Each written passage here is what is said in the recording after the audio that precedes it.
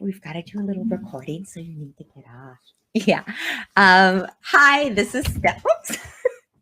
This is Steph Lee, the founder of Host Agency Reviews, and this is the Friday 15. Today, apparently, we're having Orion joining us, who, if you haven't met before, he's our new pup. So yes, Orion's apparently wanting to be on screen today. So, well, let's get started. This is the Friday 15, and that's every Friday at 12 p.m. Central Standard Time. We take 15 minutes to answer your questions. So if you have a burning question, you can go ahead and go to hostagencyreviews.com/Friday15. Sorry, wrapped up in there. Go to hostagencyreviews.com/Friday15 and you can submit your question there. So let's get into today's questions. All right, so first one comes in from Danny, and Danny is wondering, are there any host agencies that do actual training, or do they all just send you reading material and leave you to figure it out? I've been at this almost a year and feel like I've wasted my money. Well, first of all, Danny, I'm really sorry that your first year has been rough and you're not feeling supported with your host agency. It's tough for me to say from this question if like the host agency doesn't have a great program or what's going on. But when I hear you asking this question, the first thing that comes to my mind is it sounds like whatever education program the host agency has in place right now, it doesn't fit your learning style, and that you need something more hands-on and maybe like are better at in-person learning.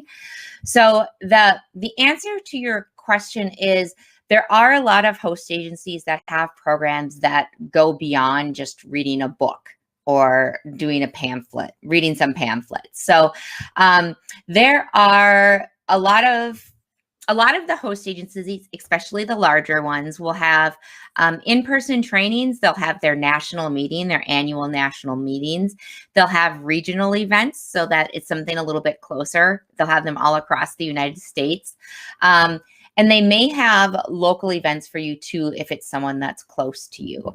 There are also host agencies that have a lot of online trainings available where it's in training. Well, it's online training that isn't like you reading something. It's with a teacher throughout it. So there's a couple things. Let me give you a couple of resources here. So the other thing to check in before I do that is beyond your host agency, they belong to a consortium. And whatever your consortium is, if it's Ensemble, Signature, Travel Leaders, Virtuoso, they will have, in addition to what your host agency has, they will have they will have national meetings that you can attend, and they will have other trainings available for their advisors within their network. So tap into that and check that out. But let me give you some resources here. So I'm going to share my screen. Hold on, this is going to take me a second. Chrome tab. Let's share this one. Okay, so let's see. I'm going to share my screen. So the first thing I would do is go to Host Agency Reviews events calendar. And that's just /events. So when you're on here, you can see, so this is so it's with a sister company of Gifted Travel Network, which is a host agency, but this is free, open to anyone. It's their Book More Travel workshop. That's very hands-on, online though. That's something that might be of interest to you. You can see all the trainings here. The Travel Institute has a lot of great trainings available to you. The suppliers have trainings available to you online. And if conferences are a really great way for new advisors to learn from other agents, hear from a wide variety of people on panels. You'll hear from suppliers, from host agencies, from other agents. So here's an event here, the Las Vegas Travel Agent Forum, and that's a great one. I've been to that before. The Asta Destination Expo, if you're looking for destination trainings. That's a great way, kind of a 2-for-1. The ASTA is in Croatia this year, so you can learn all about Croatia, but they also have a bunch of trainings for how to grow your business. There's one I want to, oh, here we go. CLIA Cruise 360. I don't know if you do cruises, but this is a fabulous one that does, so why I like it is, number one, it's in-person training. So you're getting to hear from panels of different agents and cruise lines.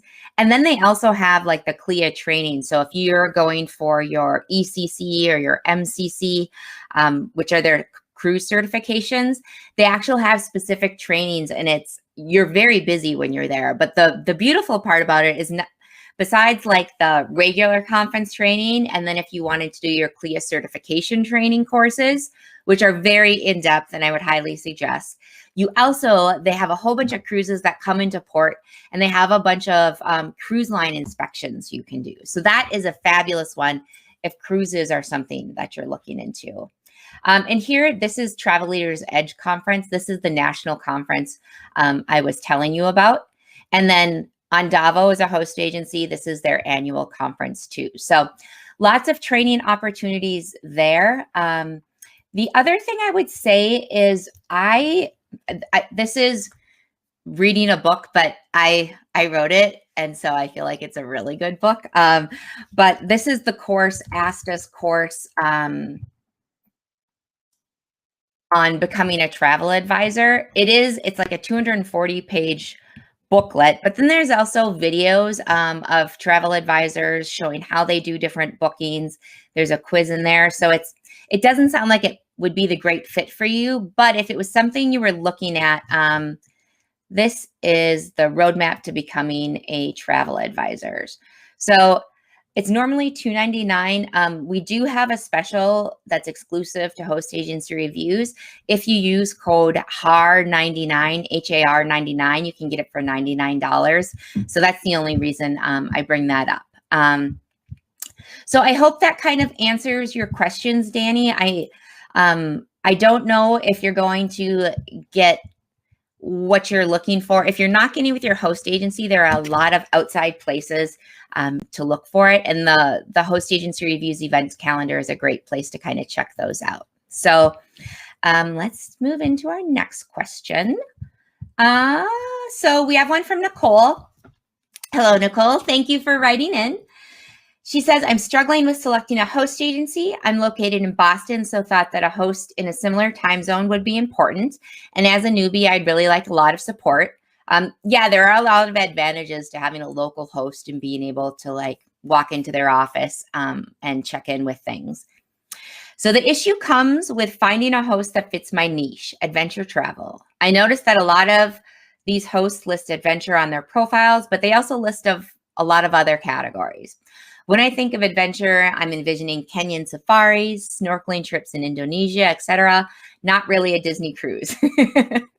Can you suggest an appropriate host agency that specializes in adventure travel and takes on beginners? So let me share my screen again, because I'm just going to point out what Nicole's talking about on our site, /hosts. Okay, so Plaza Travel pops up here. Okay, so this is what she's talking about, where on their profiles, everyone has a focuses, and you can see they have adventure, cruise, corporate, groups, leisure, luxury. And the reason I wanted to show you that is the host agency we just looked at, Plaza Travel, they actually only list a few. I think it was 5. A lot of host agencies will have a lot more things listed in there, and that can be really confusing. So I want to explain why host agencies have so many like focuses. Because typically when you think of a focus, you think of like, if someone's going to do something well, they do 1 or 2 things. But with host agencies, they are economies of scale. So the reason host agencies are so popular is because they have hundreds of millions of dollars in sales, or tens of millions of dollars in sales. And so with those economies of scales come that they're doing a lot of bookings with a lot of different vendors, everyone from Disney Cruise to adventure suppliers to luxury. So that's kind of just some insight, Nicole, into why host agencies list so many things on there. So they could be a top producer of Disney while also being in the top tier for Africa travel. Now that doesn't like answer your question. So here's what I would do in your case. So I would call the potential host agencies in your area that interest you. And I would ask them, because you may or may not be familiar with suppliers that are doing the type of travel or destinations that you want to. So what I would do is I would explain to the host agency and say, hey, I'm looking to specialize in adventure travel. And I'm wondering if you can tell me which of your suppliers would be good for that on your, like in your preferred supplier list. And if you don't know what a preferred supplier is, I'm going to have Mary or April put in the comment section a link to an explanation of what a preferred supplier is. So ask them which supplier does like African, which ones would they recommend for African safaris, for snorkeling in Indonesia? And when they give you those names, write those down, first of all, so you become familiar with them.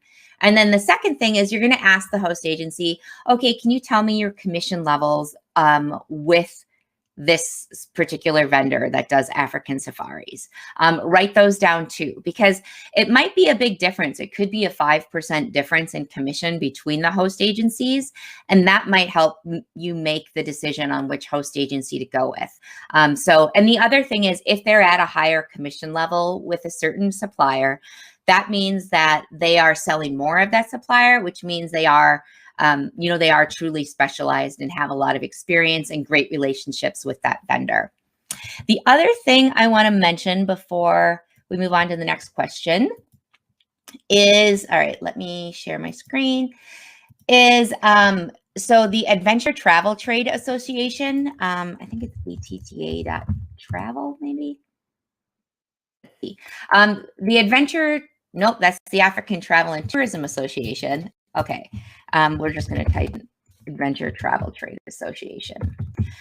So the ATTA is an amazing organization to belong to as an advisor. So you can sign up to join them as a travel agent. Let's see, where would that be? Membership. Become a member. Active members. You see, become a member there, but here under membership, you can see in the travel advisor section, there aren't actually that many travel advisors that belong to it. There's a lot of tour operators though, and it's great networking. They have networking all across the United States. Their trips or familiarization trips and their World Summit every year is super fun. A really, really great time. So that's something to consider. And because they also have an exclusive partnership with Travel Leaders. So if you're looking for a host agency that, let's see, let me pull this up. I can't multitask here. So here we go. The Active and Adventure Specialist Training Program. This is through Travel Leaders. It's a partnership between the ATTA and Travel Leaders, which is a consortia. And if you go through this, you can become an active and adventure specialist. So it trains you specifically on different types of adventure, which is really nice for you. It also lists you as an adventure and active specialist on Travel Leaders Agent Profiler, which is their leads program. So they have on travelleaders.com, which is a consumer-facing brand. Any consumers that come to there and are looking for a specific travel agent, you will pull up for the active and adventure travel specialist if you take this course. So those are just a few things to think about as you're kind of narrowing things down. And really appreciate you writing in though. Thank you so much, Nicole. And if you are tuning in and just tuning in, I'm Steph Lee. I'm the founder of Host Agency Reviews. You are watching the Friday 15, which is where every Friday at 12 p.m. Central Time, we answer your questions. And if you have one, we are very happy to answer it. And you can submit it at hostagencyreviews.com/Friday15. So with that, let's move into our final question. And I'll warn you, we might go a little bit over.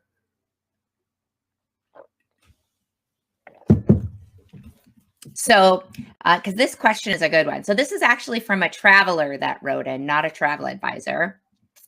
They are wondering, how do travel agents make money, and do they charge me extra? So, since we didn't get a name, so traveler, there's two questions here. The first one you're asking is how travel agents make money. The short answer on that is they make money through commissions and fees. We also have a great article that goes more in depth on how travel agents make money. So, Mary, April, if you wouldn't mind putting in the link to how travel agents make money article in the comments. But the easiest way to kind of look at how travel agents make money is they're very similar to insurance brokers. So, you know, they work with a bunch of different vendors and they book you through there, and in exchange, they get some kind of a commission back. So let's talk about commissions. I want to give you a big picture on I want to give you a big picture on the income streams that come for a travel agent. So the first is commissions. And we do have an article that goes really in depth on travel agent commissions if you're interested in learning more about the different percentages that they get based on the suppliers or type of travel. Let's put that link in the comments for our listeners. And so the commission levels in travel are based on how much how much of a vendor a travel agent sells. So if you go to one travel agent, they may be making 10% with the supplier because they don't sell a lot of them, or they may be making 16% because they sell quite a bit. Now, travel commissions in general vary by, they're very complex. They vary by how much you sell, by the supplier, by the destination, by the way it's booked. So there's a lot to think about there, but in general, it's safe to say that a travel agent is typically making anywhere from 5% to 40% commission on something they book for you. Now, 40 is the very, very high end, and it's very specific to a few products. So usually what you can assume your travel advisor is making is between 10 and 16% on the products they're booking for you. Now, the other route that travel agents make money through is fees, because commissions, 10% to 16% is actually not that much when it comes down to it. Travel agents aren't rolling in the dough as a general rule. They're doing what they do because they love it. They love booking travel. They love seeing new destinations. So what has happened as travel agents had some commission cuts in the 90s, is they started charging fees. Now, not all travel advisors charge fees. So there's two types of fees that you're going to run into with travel advisors if they charge them. The first is going to be what's called a service fee. So this is very transactional. It's like, all right, if you book an airline ticket with me, this is going to cost you X amount of money. It's, again, transactional. So what percentage of travel advisors charge service fees? It's anywhere from 40 to 65% of travel advisors charge a service fee. So it's fairly common. You'll probably run across it. Airline fees are the most common ones. And the reason is because, as a general rule, travel agents typically don't make commission on airline tickets, especially domestic airline tickets. So instead, to pay for their time, they'll charge you a service fee. So the median service fee is $35 for a domestic ticket and $50 for international. That's what you can expect to pay. The other fee that you may run across, and this isn't as common, this is consultation fees. They are becoming more common, though, as advisors are becoming more specialized and doing more complex itineraries. So consultation fees are just an exchange for the time and expertise that a travel advisor gives you on the destination or the type of travel that you're doing. So how many travel agents charge this? About 20 to 45% charge a consultation fee. And in terms of how much you can expect those consultation fees to be, I would say they're anywhere in the range from about $90 to $350 on the high end. I would say if you plan for maybe $150, that would be about average. So I'm also going to link, we do a fee survey every year where we poll hundreds of travel advisors kind of on their fee charging practices. And it's great for other advisors, but it's also great for consumers to get a feel for why travel advisors are charging fees, where they're charging fees. So we'll link in the comments right now to our fee survey page. It'll have it throughout the years, so there's lots of data in there. And this wasn't a question you asked, but I do want to take this opportunity to answer, to kind of give it a little more context too on how travel agents make their money. And when you ask, does it cost you more? That has me thinking that perhaps you're like nervous to use a travel agent because you don't want it to cost more. But there's a few things I want you to think about if you are paying more to a travel advisor. So number one is there was an ASTA report, that's the American Society of Travel Advisors. And they did a report that the average travel agent saved their client $452. Just because travel agents are doing this day in and day out, they know a lot of tricks of the trade, ways to save you money, different things like that. That's in addition to the time savings of you not having to research everything and whittle down the internet, which is impossible. So there's two articles we wrote too, because if you're not booking with a travel advisor, you're booking online. And there's two things, there's two articles we wrote about that. The first is the difference between booking online versus booking with a travel agent. And we'll link to that article again in the comments. It just kind of goes over the time savings, the amount of time you spend researching, the savings that a travel agent can give you. And then, so one thing, like if you're booking a cruise, one thing that most travelers aren't aware of, they think travel agents are obscure, but I mean, traditional travel agencies book an amazing amount of travel. So they actually book 2/3 of all of the cruises out there. That's traditional travel agencies, not online travel agencies. Traditional travel agencies book 2/3 of all cruises. So people aren't going direct to the site, they're going to traditional travel agencies. And the other one, the article I want to link to is 3 real-life ways travel advisors save you money. These are like very concrete things a travel advisor can do for you that you cannot get with an online travel agency. So the other article where we're comparing booking online versus a travel advisor, it's more like obscure, like, oh, there's time savings, but these are like things that are very unique to travel agencies. So let's link to that article so people can read a little bit more about that in the comments.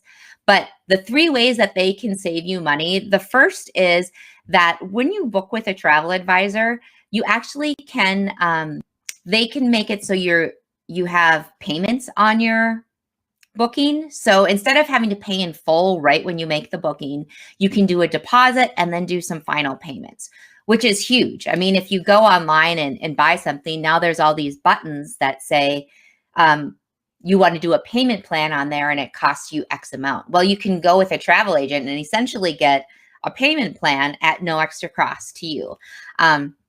So that's a huge thing that travel advisors offer that no OTAs offer. The second thing is they can put things on hold. So if you have a cruise that you're looking at and you maybe need to check in with family or friends that you're going on it with, or check in with your significant other, they can talk to you, put that cruise package or that vacation package on hold for you. That reserves both the space and the cost of the trip. And they can put it on hold for you while you talk with your family, friends, significant other. Come back when you're ready to book. That booking is going to be ready.